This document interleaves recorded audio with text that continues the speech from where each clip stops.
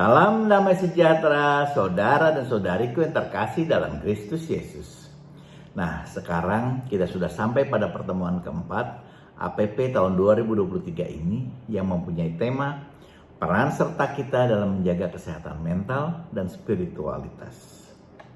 Seiring dengan program pemerintah untuk memperkuat pembangunan manusia Indonesia seutuhnya di bidang pendidikan, kesehatan, dan standar hidup yang layak. Dan ternyata arah dasar Keuskupan Agung Jakarta pada tahun 2023 ini juga memiliki tema yang selaras, yaitu kesejahteraan bersama. Yang tentunya juga meliputi pencapaian kesejahteraan bersama di bidang kesehatan jasmani, mental, dan rohani atau spiritualitas. Yang memberi fokus kepada gereja tentunya. Maka pada pertemuan keempat ini kita diajak untuk mengarahkan pertobatan kita dengan memberi perhatian lebih, dengan berpihak serta merawat mereka yang mengalami gangguan kesehatan mental dan spiritual. Seringkali kita kurang memberi perhatian kepada mereka, orang dengan gangguan jiwa. Tanpa sadar, kita kurang peka terhadap permasalahan yang mereka hadapi. Tuhan kirim mereka untuk berada di sekeliling kita, tentunya untuk dapat kita bantu. Tapi kepekaan kita membuat kita tidak menyadarinya. Untuk itu, melalui pertemuan keempat ini, kita semua dipanggil untuk merangkul, mendampingi, dan menyembuhkan mereka yang kurang beruntung ini. Salah satu acuan hidup sejahtera adalah saat setiap individu memiliki kesehatan mental yang baik untuk dapat mengatasi tekanan kehidupan normal, mampu mengelola dan menunjukkan potensinya sendiri. Dalam arti dapat berlaku dan berfungsi secara normal, produktif, dan bermanfaat. Sehingga diharapkan mampu berkontribusi kepada masyarakat dan komunitasnya.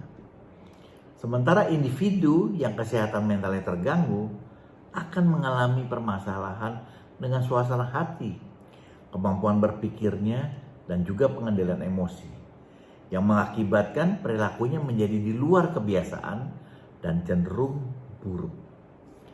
Gangguan mental ini dapat dipengaruhi oleh berbagai peristiwa dalam hidup yang memberi dampak besar pada seseorang, seperti misalnya kekerasan dalam rumah tangga atau stres juga yang berkepanjangan.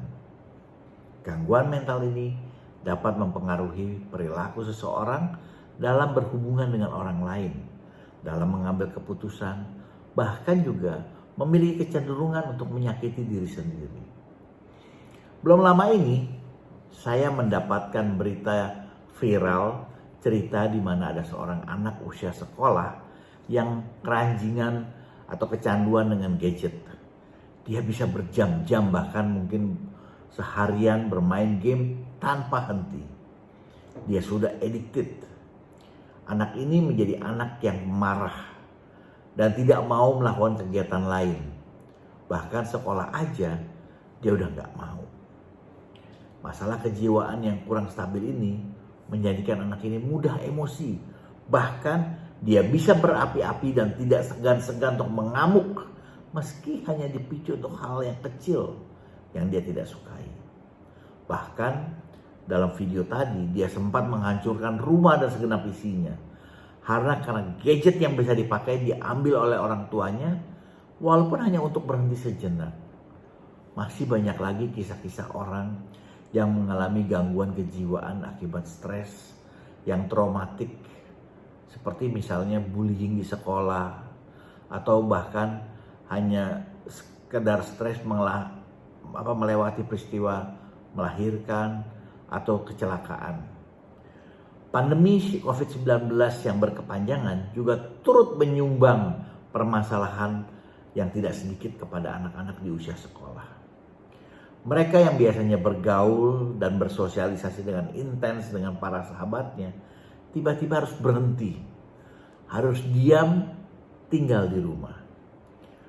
Dulu mereka bisa sekolah dengan tatap muka, bisa bertemu dengan teman dan sahabatnya, bisa bermain bersama. Sekarang semuanya hanya melalui instrumen gadget, handphone maupun melalui komputer.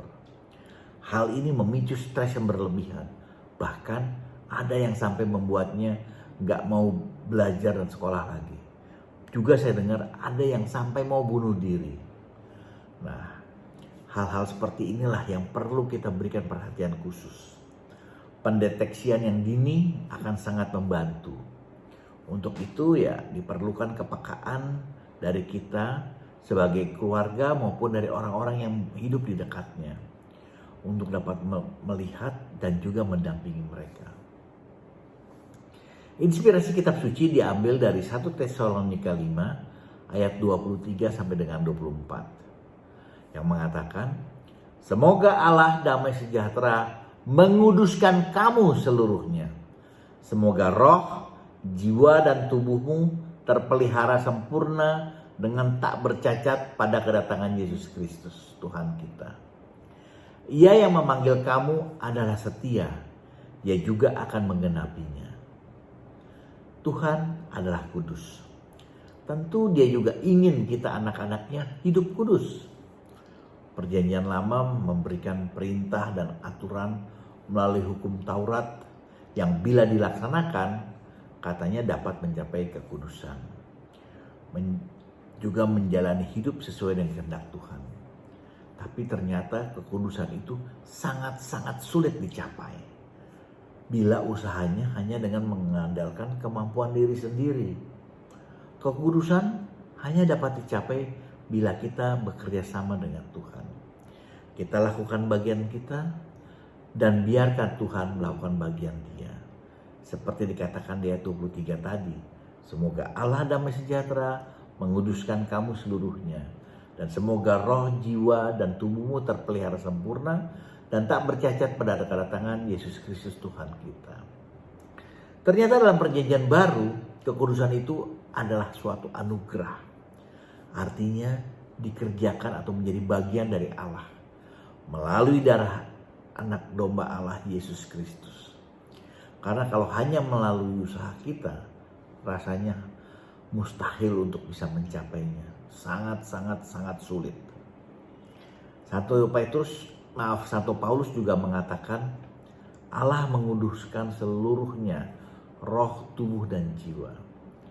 Kita ketahui manusia memiliki tubuh rohani, roh, dan tubuh jasmani, di mana jiwa dipandang sebagai satu kesatuan dengan badan yang begitu mendalam.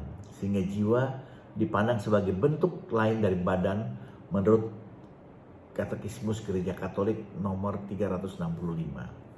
Jadi jiwa adalah bagian dari tubuh jasmani sebagai keinginan dan kehendak manusia. Peneguhan wawasan dan referensi ajaran gereja memberikan sikap dan pandangan gereja. Manusia cenderung peduli hanya kepada orang-orang yang berada di dekatnya saja, seperti saudara, teman, atau kalangannya, atau orang-orang yang telah berbuat baik kepadanya.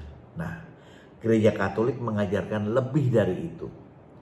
Santo Yohanes Paulus II dalam ensikliknya yang berjudul Centesimus Annus mengingatkan bahwa manusia hidup dengan dan untuk sesama. Maka kita mempunyai tanggung jawab atas semua orang. Untuk itu kita perlu membangun kepedulian kepada siapapun. Di dalamnya termasuk juga kepada orang dengan gangguan jiwa. Nah, yang kedua, pada konstitusi pastoral Gaudium et Spes dari Konsili Vatikan II yang mengajarkan bahwa setiap orang wajib memelihara keutuhan pribadi manusia, di mana pemeliharaan itu ditandai dengan nilai-nilai luhur akal budi, kehendak hati nurani, dan persaudaraan. Oleh karena itu, kita perlu beri kepedulian yang lebih kepada orang dengan gangguan jiwa. Kita tidak boleh acuh tak acuh.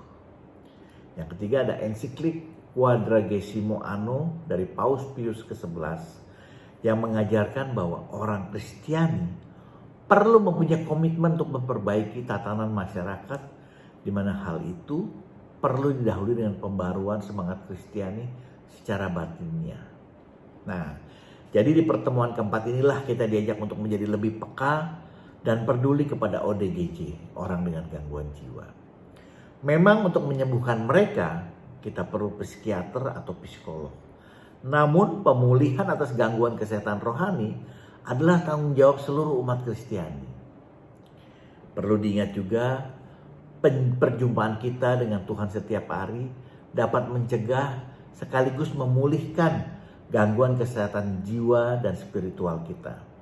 Untuk itu, Santo Yohanes Paulus II mengatakan bahwa kita perlu memiliki keakraban pribadi yang mendalam dengan firman Tuhan.